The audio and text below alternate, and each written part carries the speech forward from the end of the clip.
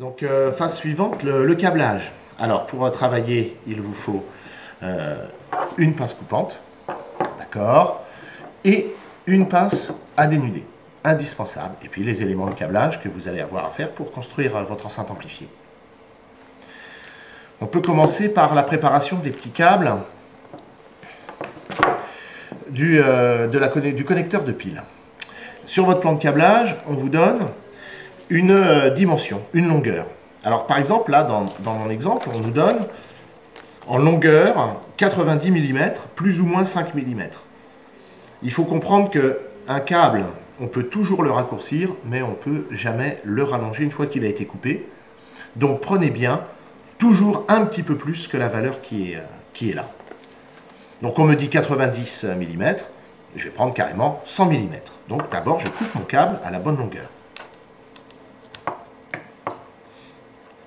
On ne travaille pas au millimètre près hein, quand on fait du câblage, c'est de l'à peu près, mais surtout, ne coupez pas vos fils trop courts.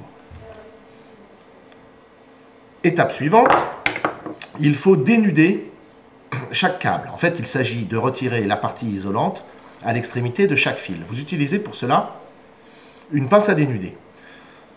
On peut régler l'écartement des deux morts de la pince à l'aide de cette vis. Donc quand on dévisse, on rapproche les deux morts, ce qui permet, avec la grosseur du petit trou qui est entre les deux morts, d'ajuster la pince à dénuder à la grosseur du câble sur lequel on travaille. Quand vous dénudez, faites bien attention non seulement à ne pas dénuder sur une trop grande longueur, mais aussi, surtout, à ne pas abîmer les petits conducteurs qui sont sous la gaine isolante.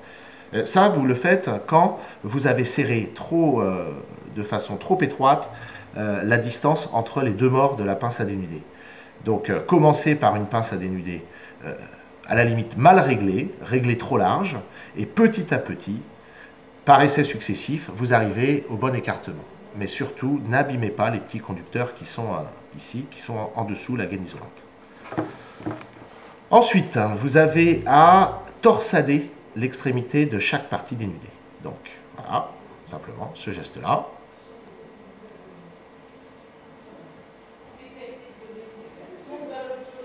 Voilà, il s'agit simplement de torsader les câbles pour faire en sorte que les petits bras soient bien les uns contre les autres, hein, qu'il n'y ait pas d'espace entre.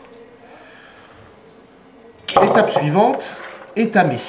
Alors, souvent c'est une partie qui est négligée, et alors que c'est très important parce que l'étamage, c'est-à-dire enrober d'étain la partie dénudée, l'étamage va vous permettre d'avoir un câble qui va être donc plus solide, parce qu'il va y avoir du métal en plus qui va être apporté, mais également qui va être résistant à la corrosion, à l'oxydation.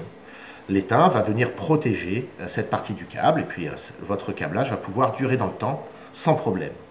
Donc voici la position du fer. Le fer à souder, vous le posez sur votre établi. Vous venez chauffer quelques secondes l'extrémité du câble et vous rajoutez de l'étain donc sur le câble. Alors inutile de mettre de l'étain sur la panne du fer à souder, hein, c'est vraiment sur le câble que l'on veut mettre de l'étain. Donc le fil noir. Voilà, on termine en coupant l'extrémité du câble, parce que parfois il y a une petite boule d'étain qui se crée à l'extrémité.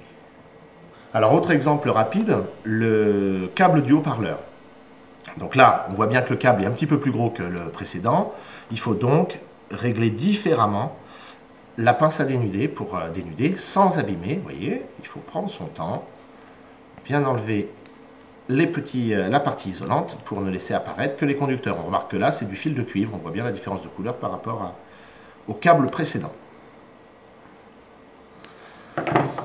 On dénude, donc on torsade